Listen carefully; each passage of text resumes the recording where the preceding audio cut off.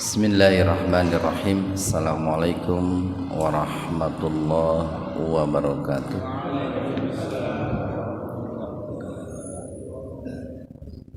Alhamdulillahi rabbil alamin, alladzi bi ni'matihi tatimmus shalihat. Asyhadu an la ilaha illallah wahdahu la syarikalah wa asyhadu anna Muhammadan abduhu wa rasuluh alladzi la nabiyya wa la rasula ba'dah. Hadirin ikhwatu iman, jemaah Majlis Ta'lim Illiyin, mudah-mudahan senantiasa diberikan hidayah dan maghfirah Allah Subhanahu wa taala. Kajian hadis arba'in pada kesempatan kali ini membahas hadis yang ke-6, di mana hadis yang ke-6 halaman 14 ini membahas tentang halal dan haram. Membahas tentang halal dan haram. Jadi kalau bicara hukum fikih yang telah ditetapkan oleh para ulama fikih, pertama ada hukum itu halal, yang saya sering ibaratkan halal itu ibarat lampu hijau gitu, kalau dalam lalu lintas itu. Yang kedua ada hukum haram. Hukum haram itu ibaratnya lampu merah. Yang ketiga ada hukum ini makruh. Makruh itu dibenci gitu. Kemudian ada juga hukum ini mubah. Mubah itu boleh. Ada juga hukum itu sunnah gitu ya. Jadi halal, sunnah, haram, makruh, mubah. Itu adalah 5 hukum pokok yang sudah ditetapkan oleh para ulama fikih berdasarkan istinbat hukum dari ayat Al-Quran ataupun hadis. Nah, paling tidak kita itu mengetahui hukum halal dan haram, paling tidak Pak. Karena bicara tentang halal dan haram itu nanti kalau bicara halal dan haram itu konsekuensinya itu kalau tidak surga itu neraka, kalau berkaitan dengan hukum halal dan haram. Nah, di hadis ini dibicarakan 3 hal. Pertama adalah halal, yang kedua adalah haram, yang ketiga adalah subhat. Subhat itu samar-samar. Nanti kita jelaskan Pak. Di hadis ini dikatakan an Abi Abdillah, dari Abi Abdillah An-Nu'man bin Bashir. Jadi ini Abdullah bin Nu'man bin Bashir itu, Abdullah An-Nu'man bin Bashir ini adalah seorang sahabat Nabi ya. Dulu pernah kita katakan bahwa seseorang dikatakan sahabat itu syaratnya dia masuk Islam, bertemu dengan Nabi, dan wafat dalam keadaan muslim. Nah, itu sahabat. Nah, Nu'man bin Bashir ini salah seorang sahabat yang senantiasa berada di majlis Rasulullah sallallahu alaihi wasallam. Beliau mengatakan qala, nah Nu'man bin Bashir ini berkata, sami'tu, nah sami'a mendengar, tu, nah tu itu saya. Jadi sami'tu aku mendengar Rasulullah sallallahu alaihi wasallam. Jadi Nu'man bin Bashir itu mendengar Rasulullah sallallahu alaihi wasallam. Otomatis kan Nu'man bin Bashir ini berada di majlis Rasulullah. Beliau mendengarnya itu bukan dari seseorang atau bukan dari orang lain, tapi mendengarnya itu langsung dari Rasulullah sallallahu alaihi wasallam. Nah, ini tingkatan keabsahannya sangat tinggi, Pak. Kenapa sangat tinggi? Karena beliau mendengarnya bukan dari si A, bukan dari si B, bukan katanya, tapi mendengar langsung gitu. Dan orangnya bisa dipercaya gitu. Nanti bisa dibacalah oleh Bapak tentang biografi Nu'man bin Bashir. Di antaranya dalam kitab Syiarul A'lam An-Nubala itu yang bicara tentang biografi riwayat hidup para sahabat Nabi itu. Nah, beliau mengatakan yaqulu Rasulullah sallallahu alaihi wasallam bersabda. Apa yang disabdakan oleh Rasulullah itu inna, sesungguhnya. Nah, ini kita sering katakan kalau sebuah ungkapan, sebuah kalimat baik dalam ayat Al-Quran ataupun hadis didahului dengan kata inna harfu taukid, itu menunjukkan untuk meyakinkan gitu, menanamkan keyakinan, untuk menghilangkan keraguan, untuk mengokohkan, meneguhkan apa yang hendak disampaikan gitu, biar mukhatab ya, lawan bicara itu yakin, percaya dengan apa yang hendak disampaikan itu. Makanya menggunakan kata inna itu, huruf inna, harfu taukid. Jadi innal halala. Jadi kalau muncul pertanyaan kenapa lamnya di fathah, al halala enggak al halalu, enggak al halali, karena ada inna, Pak. Innallaha, nah itu nggak boleh innallahu, innallahi itu. Jadi innallaha. Nah di sini innal halala, sesungguhnya yang halal itu bayyinun, jelas. Maksudnya begini nih, sesungguhnya perkara yang halal itu adalah perkara yang kehalalannya jelas ditunjukkan oleh Al-Quran ataupun hadis, Pak. Jadi suatu perkara yang menurut Al-Quran halal, menurut hadis halal, maka perkara itu adalah perkara yang jelas-jelas halal. Jadi tidak ada umpamanya dalil yang memalingkannya.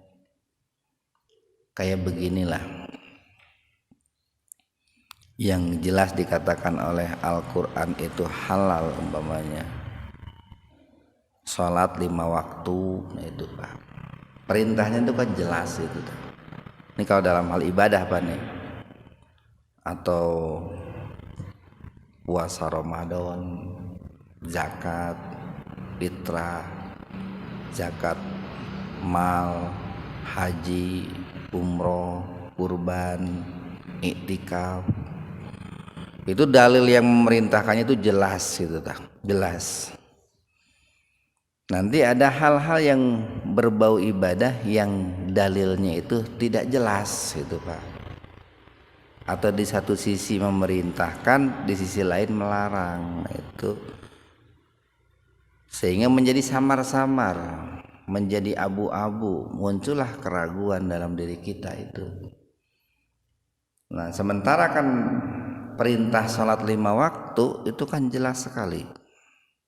Perintah puasa Ramadan jelas, perintah zakat jelas, perintah haji, umroh, kurban juga jelas itu. Dan karena saking jelasnya, dalam hal-hal khususnya yang menyangkut rukun dan syarat, biasanya tidak ada perbedaan pendapat di kalangan ulama itu. Jadi tidak ada perbedaan pendapat di kalangan ulama bagaimana hukum salat subuh, apakah diperintahkan atau tidak. Nggak ada beda pendapat, semuanya sepakat salat subuh itu wajib. Nah itu semuanya sepakat ibadah saum bulan Ramadan itu wajib. Nah itu ya sesuatu yang halal. Kalau dalam makanan, nah ini dalam makanan umpamanya beras itu kan jelas kehalalannya, kurma jelas kehalalannya. Dalam minuman juga air itu jelas kehalalannya itu. Nah, jadi sesuatu yang dalilnya jelas baik di Al-Qur'an ataupun hadis, nah iya, maka itulah yang disebut dengan halal. Dalam arti jelas perintahnya, jelas diperbolehkannya gitu. Ini kalau dalam istilah lain disebutnya muhkamat, Pak. Muhkamat. Jadi ada ayat Al-Qur'an yang muhkamat, ada hadis yang muhkamat. Artinya hampir semua orang itu tahu, paham bahwa hal itu adalah sesuatu yang halal gitu kan. Kayak beginilah, sigana walaupun tuh pernah ngaji, orang akan tahu yang namanya beras itu halal. Nah itu Pak, jadi muhkamat itu. Atau kalaupun melihat redaksinya di Al-Qur'an ataupun hadis, dengan ungkapannya saja orang sudah paham, oh ini teh halal gitu. Oh ini teh diperintahkan gitu. Tidak perlu menjadi seorang ulama, tidak perlu menjadi seorang ustadz pun bisa mengerti gitu. Karena penunjukan dalilnya itu jelas. Yang kedua nih, wa inna, wa dan inna sesungguhnya al harama, yang haram itu mimnya dipatah nih Pak nih. Ini perlu kita pahami, kita pelajari. Sebetulnya untuk dalam rangka membaca Al-Qur'an, Pak. Jadi untuk bisa membaca Al-Qur'an dengan baik, dengan benar itu sebenarnya bukan hanya dengan ilmu tajwid. Ilmu tajwid itu ilmu dasar gitu ya. Makanya kan disebutnya ilmu kulit itu. Nanti banyak ilmu yang bisa mendukung kita untuk bisa membaca Al-Qur'an dengan baik dan benar. Salah satunya adalah ilmu nahwu, ilmu shorof. Kalau dalam ilmu tajwid kan nggak dijelaskan ini haroma ini fathah, kasroh atau domah, mimnya itu nggak dibahas kan. Tapi dengan ilmu nahwu shorof, oh ini tahu nih karena ada inna berarti mimnya harus fathah. Nah gitu Pak. Wa innal harama nggak bisa, wa innal haramu, wa innal harami nggak bisa. Wa inna dan sesungguhnya al harama yang haram itu. Haram itu perkara yang dilarang oleh Allah itu Pak. Halal itu perkara yang diperintahkan oleh Allah itu. Dan sesungguhnya yang haram itu bayyinun itu. Bayyin jelas, terang benderang, konkret itu. Tidak ada keraguan, tidak ada kesamaran itu. Bahkan terkadang diharamkannya pun bukan oleh agama semata, bukan oleh Al-Qur'an dan hadis semata. Terkadang oleh akal pikiran, terkadang oleh adat budaya pun dikatakan haram. Seperti zina lah Pak. Zina itu dalil yang melarangnya jelas itu dah. Minum khamr, nah itu dalil yang melarangnya jelas. Berjudi dalil yang melarangnya jelas gitu, Pak. Makan bangkai dalil yang melarangnya jelas. Makan darah yang mengalir dalil yang melarangnya jelas. Menikahi ibu dalil yang melarangnya jelas itu, Pak. Di hal-hal yang jelas seperti itu tentang larangannya, maka itu adalah haram. Salat subuh 5 rakaat jelas itu kan dilarang itu. Atau puasa 40 poe gitu tanya bulan Ramadan, itu kan jangankan pakai dalil, secara ini pun sudah tahu. Nalar kita sudah tahu. Nah, jadi hal-hal yang jelas keharamannya itulah yang disebut dengan haram. Bahkan kalau di Al-Qur'an atau hadis biasanya menggunakan kata-kata haroma gitu. Tohurimat diharamkan, atau naha dilarang, istanibu jauhilah gitu, atau wala takrobu jangan dekati, wala takrobu zina. Nah itu kan, jangan engkau dekati zina. Kalau kemarin kita bahas tuh istanibul kabair, nah itu Pak, jauhilah dosa-dosa besar gitu kan, jelas larangan untuk mendekatinya jelas, atau perintah untuk menjauhinya itu jelas. Nah, jadi sesuatu yang jelas larangannya dari Allah dan Rasulnya itulah haram. Itu yang kedua. Kemudian yang ketiga nih, wa dan bainahuma. Humanya itu domir, Pak. Domir itu sederhananya kata ganti. Apa yang digantinya? Satu kata al-halal, dua kata al-haram. Jadi wa bainahuma itu maksudnya wa bainal halali wal harami. Nah itu. Nah, kenapa al halali wal harami? Karena ada baina. Jadi kalau al baina itu harus kasroh harokat akhirnya, Pak. Bainal masyriqi wal maghribi gitu. Gitu.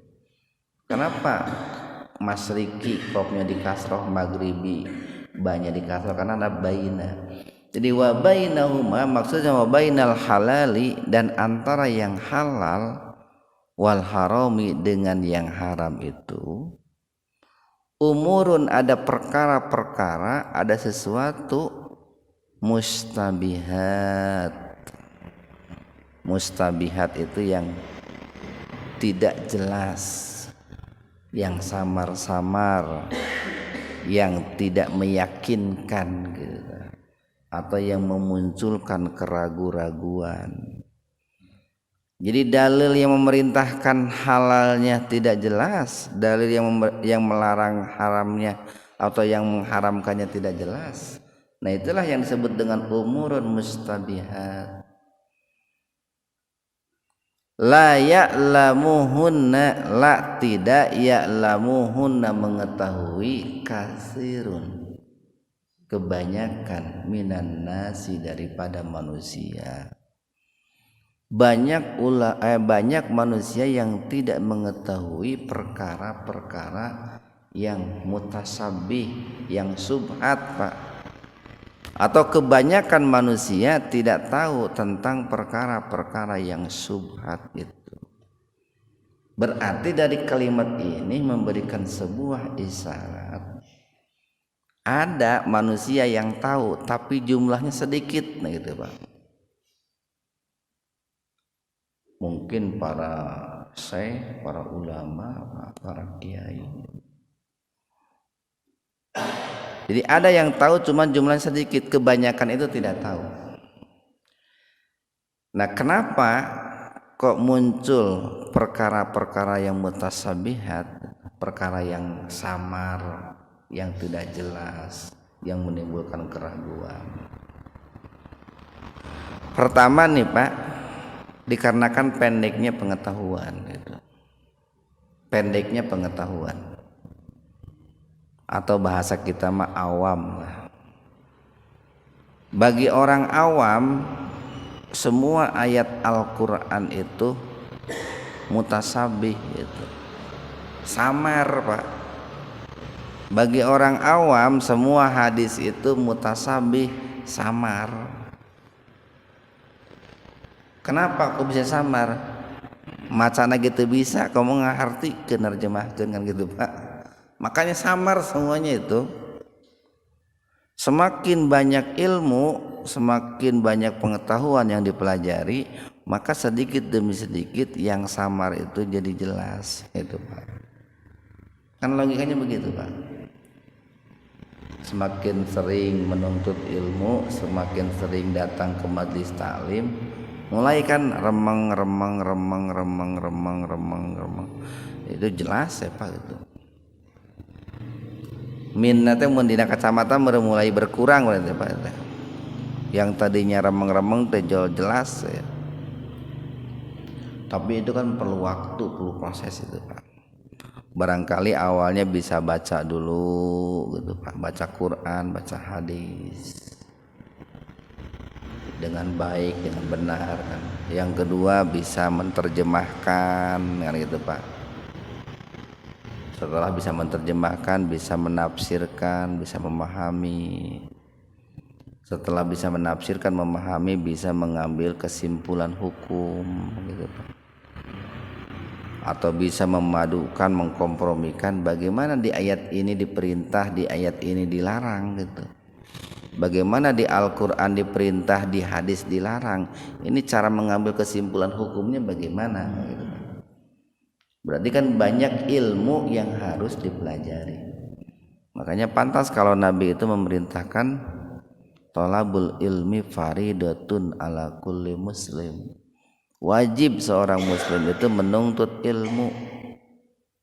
Utlubul ilma minal mahdi ilal lahdi. Carilah ilmu dari mulai lahir sampai masuk liang kubur. Artinya kalau sebelum meninggal tidak ada dispensasi untuk tidak menuntut ilmu. Nah, jadi ada urusan-urusan, ada perkara-perkara antara yang halal dan haram itu perkara-perkara yang mutasabih. Kalau dalam bahasa sederhananya di kita populernya subhat Pak. Nah, kenapa muncul perkara yang subhat ini? Kalau menurut Imam Syafi'i ada 3 Pak. Munculnya perkara yang subhat itu. Pertama, sesuatu yang halal. Pertama dikarenakan sesuatu yang halal bercampur dengan yang haram. Kan ketika sesuatu yang halal bercampur dengan yang haram, orang kan jadi bingung gitu Pak. Itu halal apa haram? Haram apa halal? Yang ini sebagian ada yang halal, sebagian ada yang haram. Jadi kumaha hukumna itu? Contoh begini nih Pak nih. Ada seseorang nih, dia itu punya beras di ember, dibeli Pak, dibeli dengan uang yang halal. Katakanlah 3 kilo Pak. Kemudian dia pun membeli beras lagi 3 kilo dengan uang hasil korupsi. Dicampur, disimpan dan di satu ember disatukan. Kan jadi bingung mana beras yang halal, mana beras yang haram kan itu Pak. Maka muncullah kesamaran, muncullah keraguan. Mana yang saya beli dengan uang yang halal, mana yang saya beli dengan uang hasil mencuri. Muncullah keraguan-raguan. Nah itu yang pertama Pak. Makanya cenah itunya. Cek preman anu masih rekeneh rada areling saeutik. Lamun uang, lamun duit radang majeg sok disimpenana teh dina pesak tukang gitu. Nan sababna tara dibikin ka pamajikan jeung ka anak. Bisi anakna ngadahar anu haram, eta lamun premana rada eling keneh gitu. Disimpenna teh lamun anu halal dihareup, nu nang majeg di tukang. Nu haram keur meuli minuman keras, keur judi Pak. nu halal keur bawaeun ka imah cenah gitu. Cek obrolan preman tah. Ieu mah kehed tong disimpen di pesak hareup cenah. Nu hareup mah eta mah nu halal cenah. Nang majeg mah disimpen di tukang, diukan ku bujur cenah gitu. Oh gitu. Jadi biar tidak tercampur kata mereka begitu. Nah, jadi terkadang pada dalam hidup itu ada sesuatu yang halal kemudian bercampur dengan yang haram. Yang kemudian kita pun bingung mana yang halal dan mana yang haram. Atau barangkali dalam contoh-contoh yang lain bisa itu Pak. Nah karena keraguan dan kesamarannya itu disebutlah subhat Pak. Subhat. Yang kedua perkara haram subhat itu dipicu, yang pertama adalah sesuatu yang halal awalnya halal awalnya, tapi kemudian di perjalanan muncul keraguan. Kayak begini nih, orang itu tadi sudah wudu, pamannya wudunya itu jam 10, pas mau duhur tadi teh saya teh udah kentut apa belum ya gitu. Karena waktunya lama kan Pak, dari jam 10 sampai duhur, tadi teh saya teh udah batal apa belum. Kan jadi ragu-ragu Pak. Komo lamun cerdak sepuh gitunya.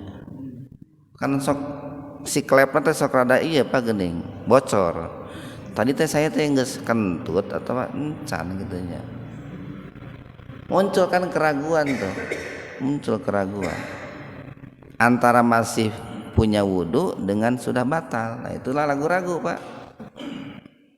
Kemudian munculnya perkara subhat itu yang ketiga, karena sesuatu itu tidak jelas kehalalannya dan tidak jelas pula keharamannya. Contoh begini nih, umpamanya Pak Yusuf umpamanya nih rumahnya bergandengan dengan Pak Satya, bergandengan satu halaman lah, atau halamannya itu satu amparan gitu. Pak Yusuf punya pohon rambutan gitu lah, Pak Satya punya pohon rambutan, tidak ada penyekat halamannya itu Pak.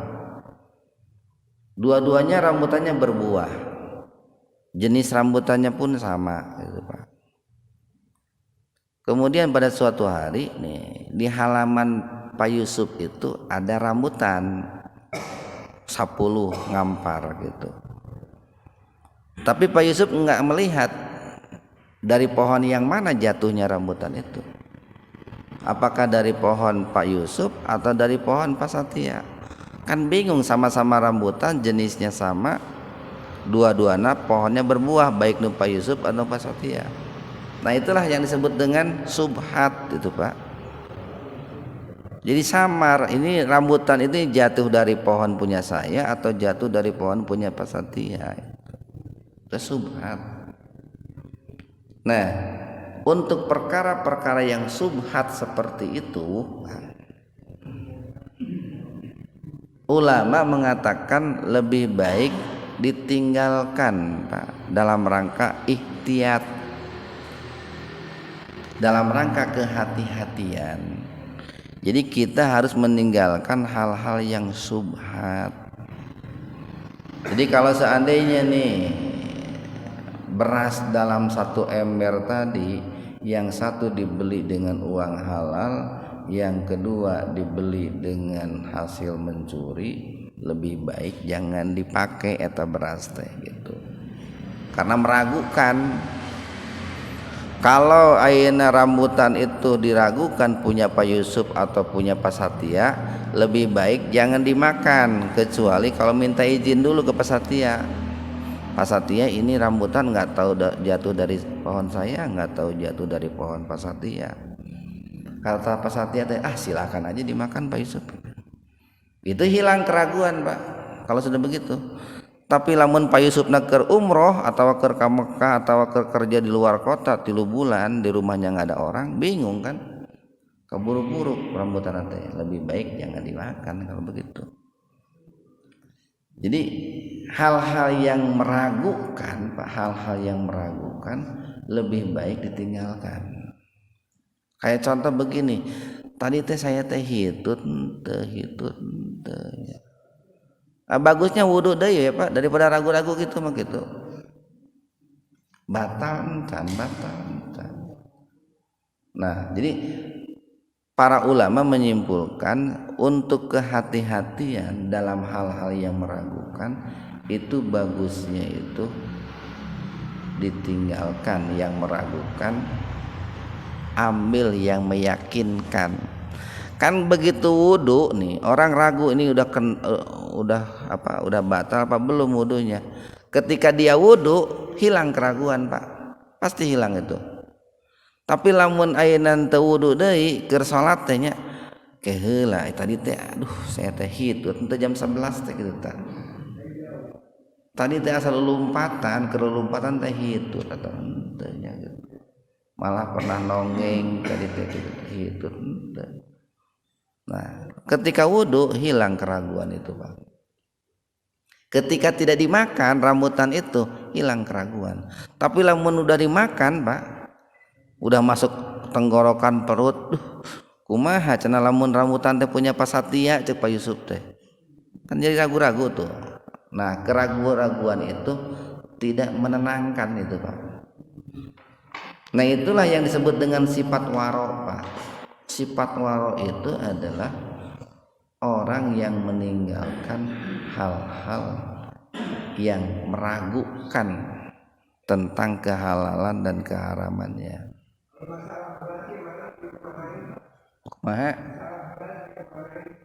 Masalah berat. Oh, masalah beras. Ya jangan dimakan yang beras itu.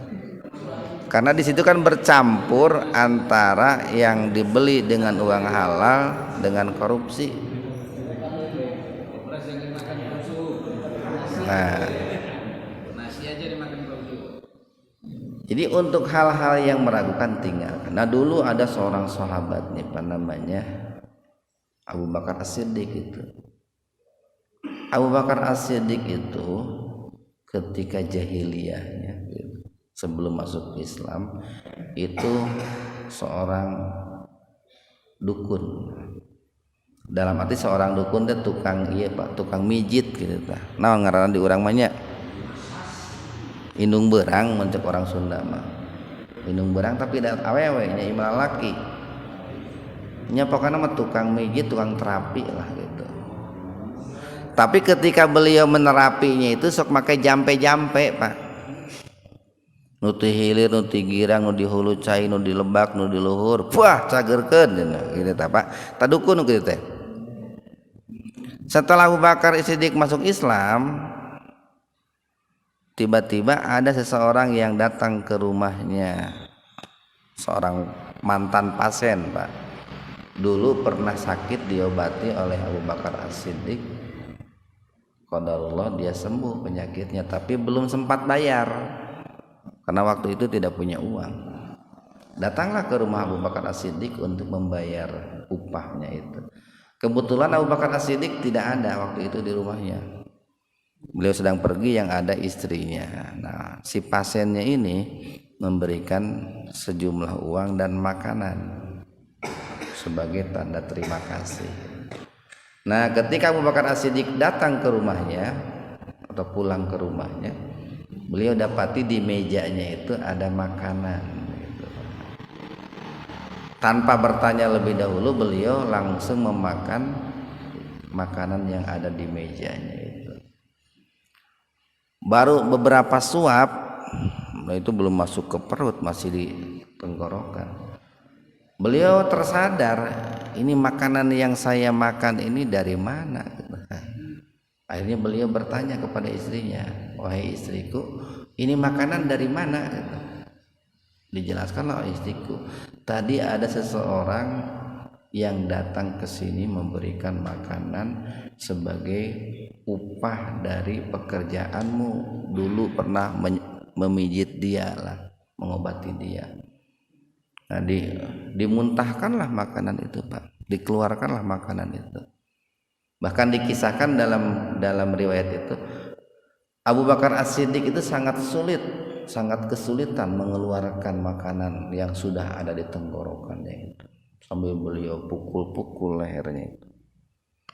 Lalu ada orang yang lewat tuh, wahai Abu Bakar, kalau engkau ingin mengeluarkan makanan itu, cobalah masukkan jari-jarimu ke tenggorokan. Dimasukkanlah jari-jarinya ke tenggorokan sampai beliau itu muntah gitu. Bahkan yang keluarnya pun bukan hanya makanan itu saja, yang ada dalam perutnya pun ada yang ke bawah itu, Pak. Lalu si sahabat tadi berkata kepada Abu Bakar As-Siddiq, wahai Abu Bakar As-Siddiq, apakah engkau akan mencelakakan dirimu gara-gara makanan yang tidak jelas kehalalannya? Apa jawab Abu Bakar As-Siddiq? Saya akan melakukan itu sekalipun resikonya nyawa saya, demi mengeluarkan makanan yang subhat yang masuk ke dalam perut saya. Beliau mengatakan karena ada hadis Nabi bahwa daging yang tumbuh dari yang haram itu tidak akan masuk surga, itu Pak. Nah, itulah kewarawannya, kehati-hatiannya Abu Bakar As-Siddiq. Makanya Imam Syafi'i mengatakan begini nih, salah satu hal yang paling berat dilakukan oleh manusia adalah al-waro, terutama al-waro fi hulwah, menjaga diri, menjauhkan diri dari hal-hal yang haram, terutama ketika sendirian. Itu sangat susah itu. Jadi sekali lagi nih, untuk hal-hal yang meragukan, yang samar-samar, itu bagusnya ditinggalkan, Pak. Kenapa? Nah, di sini diberikan alasan nih. Waman, dan barang siapa waqa'a yang jatuh bis subuhat, dalam perkara-perkara yang subhat, yang samar-samar itu. Waqa'a fil haram, maka sebentar lagi dia akan jatuh kepada yang haram. Jadi begini nih Pak, kenapa kok tadi dianjurkan kalau rambutan itu enggak jelas punya siapa, Pak Sakri atau Pak Yusuf, itu harus ditinggalkan? Itu dalam rangka untuk menjaga keimanan, ketakwaan. Kenapa kok beras yang tercampur antara yang halal dengan yang haram itu lebih baik tidak dimakan? Untuk menjaga keimanan, ketakwaan. Jadi kalau orang ceroboh dalam hal makanan, dalam hal minuman yang subhat itu gemar dilakukan, maka kepada yang haram itu sudah dekat gitu Pak. Kayak begini nih, di Al-Quran ada makanan yang diharamkan, itu dibatasi itu Pak ya, 4 itu. Babi, darah mengalir, bangkai, sembelihan bukan karena Allah, itu kan di Al-Quran. Tapi di hadis ada tambahan lagi kan dari Rasulullah, binatang buas yang bertaring, binatang buas yang mencengkram, kullu dinabin minasiba haram, setiap binatang yang buas yang bertaring dan mencengkram haram, kata Nabi. Sementara di Al-Quran tidak dijelaskan kan, tidak dikatakan haram, tapi menurut Nabi haram. Ulama beda pendapat tuh, yang satu mengatakan yang haram, yang satu mengatakan makruh, gitu Pak ya. Kenapa mengatakan haram? Karena Nabi yang mengharamkan. Kayak ini nih, kenapa kok ulama ada yang mengatakan umpamanya harimau itu haram, singa itu haram? Karena itu adalah binatang buas yang bertaring, mencengkram. Tapi di sisi lain ada ulama yang mengatakan itu tidak haram, makruh katanya. Kenapa makruh? Karena Allah tidak mengharamkan di Al-Quran.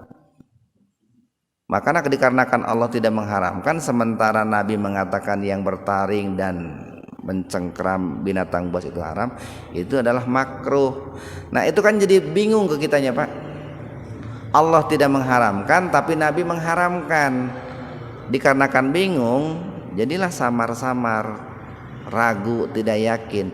Nah, hal-hal yang seperti itu lebih baik ditinggalkan, Pak. Tinggalkan.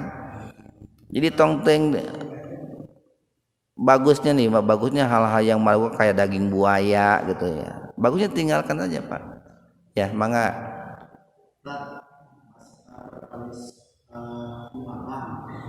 Bunga bang. Ya. Ya.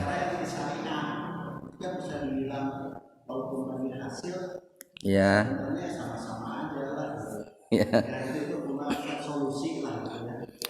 Ya.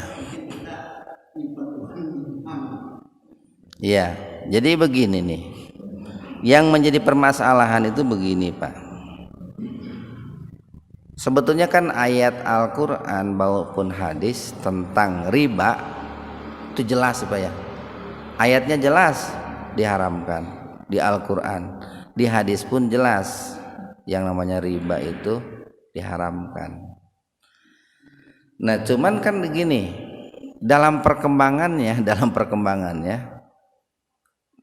begini, di satu sisi diharamkan di ayat Al-Quran dan hadis, di sisi lain terkadang manusia punya kepentingan, Pak, gitu. Umpamanya kepentingan ekonomi atau kepentingan apa ya, kesejahteraan atau kepentingan memberantas kemiskinan, beradu tuh antara ayat Al-Quran hadis dengan kepentingan sehingga muncullah pendapat-pendapatnya itu. Nah, sebetulnya yang saya tahu yang paling kuat itu sesuatu yang sudah jelas hukumnya haram di Al-Quran atau hadis itu tidak bisa dikalahkan oleh kepentingan manusia itu. Saya ambil contoh yang lain, umpamanya Pak Haji begini, bai'ul anat. Bai'ul anat itu begini, umpamanya saya nih butuh duit 10 juta, sudah pinjem ke sana kemari nggak dapat, mau jual barang nggak punya barang yang bisa dijual, sementara saya butuh duit 10 juta katakanlah untuk biaya pengobatan, nggak dapat tuh. Tiba-tiba di jalan itu ada showroom motor. Nah, di showroom motor itu umpamanya ditawarkan motor dengan DP 50.000. Motor iya lah tong mahal-mahal, motor Beat lah, DP-nya 50.000. Dengan 50.000 itu bisa dibeli motor tuh, dapat motor. Saya ambil motor dengan DP 50.000, perjanjian, persyaratan segala macamnya. Setelah saya ambil, saya jual lagi ke showroom itu. Ini motor ini saya jual lagi 10 juta. Padahal harga aslinya 15 juta tuh. Karena saya butuh duit 10 juta, motor yang saya utang dari dealer itu atau dari showroom itu, saya jual lagi ke showroom. Saya dapatkan uang cash dari showroom 10 juta. Tapi saya nyicil ke showroom itu selama 3 tahun lah. Nah, itu yang disebut bai'ul anat, itu dilarang dalam agama itu. Dilarang. Itu bukan riba lagi ya, Pak. Kalau yang tadi yang ditanyakan oleh Pak Haji ribanya jelas ya. Ini mah kan tidak jelas. Tidak jelasnya begini. Saya butuh duit tapi karena nggak ada yang bisa dijual, nggak ada yang ngasih pinjam. Kebetulan ada showroom yang memberikan kredit motor, saya ambil tuh. Setelah diambil saya jual lagi. Nah, hal-hal seperti itu saja dilarang itu. Padahal itu kan sudah milik saya motor itu. Dengan akad sudah milik saya. Mau saya jual 5 juta pun terserah saya. Mau jual 10 juta pun terserah saya, sekalipun belinya 15 juta. Tapi karena niatnya saya itu mau pinjam duit, tapi si showroom nggak meminjamkan duit, akhirnya kita berpolitik dengan Allah. Ya Allah, saya itu nggak pinjam duit. Kan kalau pinjam duit kan dilarang, Pak Ji. Saya itu niatnya kredit motor gitu. Sekarang saya sudah dapat kredit motor untuk 3 tahun dengan harga tadinya 15, harga cashnya 15, 3 tahun jadi 20 umpamanya. Tapi karena saya butuh duit, saya jual lagi. Nah dari awal niatnya sudah begitu. Itu nggak boleh itu. Bahkan jangankan begitu Pak, jangankan dijual lagi ke showroom, kita nganjuk motor ke showroom, harganya 15 juta, dibawa pulang ke rumah. Saya nih dibawa pulang ke rumah. Setelah di rumah saya jual ke Pak Yusuf. Pak Yusuf nih motor saya baru, mau saya jual ke Pak Yusuf 7 juta, mau nggak? Ya mau tuh, kan motor itu harganya 20 juta gitu. Saya jual ke Pak Yusuf, itu nggak boleh itu. Itu namanya tawaruk gitu teh. Tawaruk. Saya niat mengambil motor ke showroom itu bukan butuh motornya, butuh duitnya. Saya sudah berniat nanti motor itu kalau sudah saya dapati akan saya jual ke Pak Yusuf. Itu nggak boleh itu. Apalagi kalau sudah jelas-jelas. Nah, seperti yang ditanyakan oleh Pak Haji tadi. Cuma nanti begini Pak Haji gitu ya. Di sisi lain yang harus jadi pertimbangan juga. Kan kadang di ayat yang lain bahwa bangkai ya bisa jadi halal dalam batasan tertentu kalau nyawa seseorang itu terancam, kan gitu tak? Terancam nyawanya nih. Bagaimana kalau orang itu pinjam uang ke bank gitu? Kalau ternyata yang bersangkutan itu tidak punya usaha, mau usaha tidak punya modal, mau jual ini yang dijualnya nggak punya, pinjam ke sana kemari nggak dapat, sementara di rumah sudah tidak punya makanan minuman, itu kan nyawa terancam tuh. Tatangga mere gitu ya. Geus pinjem kayak uang merek gitu, terancam. Nah makanya kalau menurut Nahdlatul Ulama itu adalah pinjaman yang sifatnya produktif, boleh itu. Karena apa? Karena dalam rangka untuk ya tadi produktif tadi. Cuman orang itu banyak yang pinjam itu bukan untuk produktif, untuk konsumtif Pak. Malah untuk mewah-mewahan gitu. Malah usaha geus lancar gen pan biasa ku bank malah mun geus lunas teh mali tambahan deui Pak, ieu lebar gitu. Nu lain mah hayangan nginjem da teu dibere, bapak mah da dipercaya. Sok naikkeun cenah pinjamanna. Kan sok kitu tah. Jadi bahsul masail Nahdlatul Ulama nih membolehkan bunga bank itu bagi yang produktif, atau kalau dalam bahasanya itu bagi orang yang betul-betul tidak punya usaha, sementara diperbolehkan. Kalau sudah punya usaha, punya modal mah kembali kepada hukum asal itu. Nah seperti itu Pak Haji. Terima kasih. Kita lanjutkan nih. Jadi barang siapa yang jatuh kepada yang subhat, maka dia jatuh kepada yang haram. Diibaratkan nih karoi seperti pengembala, yar'a yang mengembalakan haulal hima di sekitar area larangan, di sekitar perbatasan lah, di sekitar tanah larangan. Yusiku yang dikhawatirkan atau hampir saja ayar ta'afihi jatuh ke area larangan itu. Maksudnya begini nih, seorang pengembala kambing, domba, sapi gitu ya. Itu kan ketika mengembala kambing, awalnya dia mengembala di tanah miliknya. Dia punya tanah umpamanya 1 hektar lah. Gembalaannya itu digembala di situ. Tapi tanahnya itu berbatasan dengan tanah milik orang lain. Awalnya si kambingnya itu makan rumput, makan dedaunan, makan daun singkong, daun kangkung di tanahnya yang 1 hektar itu.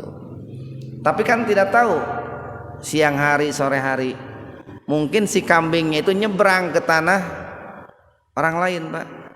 Kambing saya itu nyebrang dari tanah saya ke tanah Pak Yusuf, lalu makan singkong, makan kangkung, makan apa di tanahnya Pak Yusuf. Nah itu orang yang melakukan hal-hal yang subhat itu seperti itu Pak. Jadi kalau orang sudah gemar memakan hal-hal yang subhat, eta teh tinggal salangkah deui, satu langkah lagi jatuh memakan hal-hal yang diharamkan oleh Allah itu. Makanya tadi ciri orang yang menjauhi yang subhat itu adalah ciri ketakwaan seseorang. Wa inna dan ala ketahuilah nih, wa inna dan sesungguhnya likulli untuk tiap-tiap malikin raja hima punya larangan, punya aturan. Yang namanya raja punya presiden itu punya larangan Pak, punya aturan. Ala ketahuilah wa inna dan sesungguhnya himallahi larangan Allah maharimuhu itu adalah hal-hal yang diharamkan oleh Allah.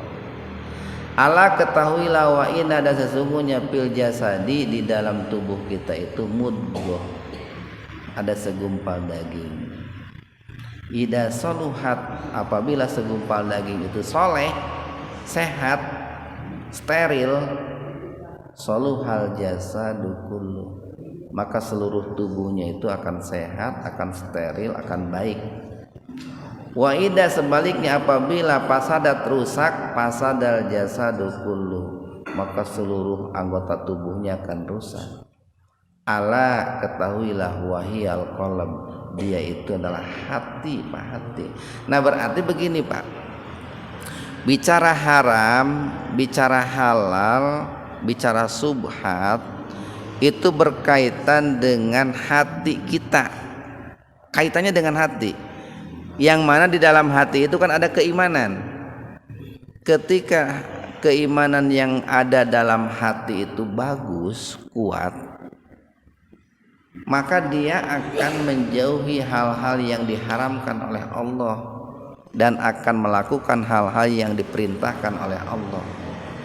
Ketika keimanan dalam hati itu kuat, maka perkara-perkara yang subhat, yang meragukan, yang samar-samar, yang membuat bingung, itu akan ditinggalkan sebagai bentuk rasa takut, rasa malu kepada Allah Subhanahu wa taala.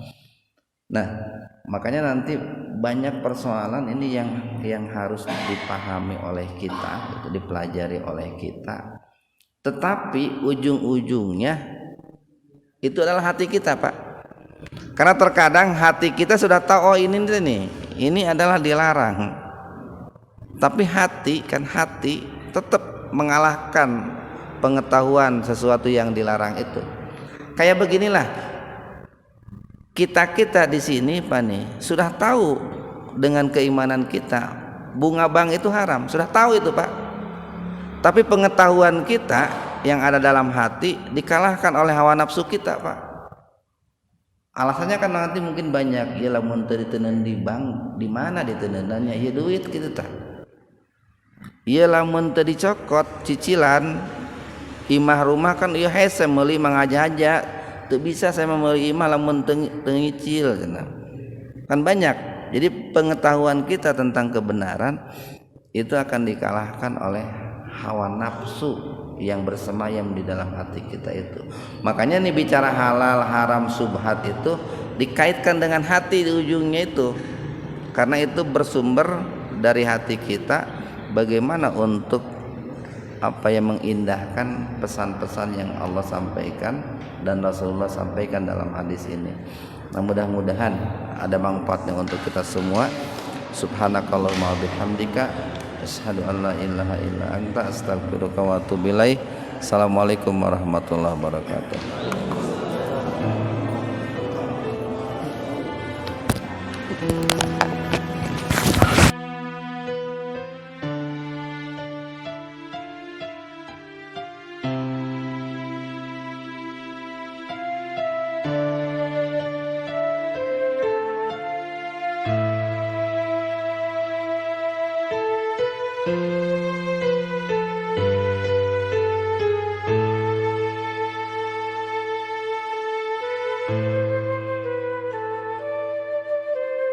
Thank you.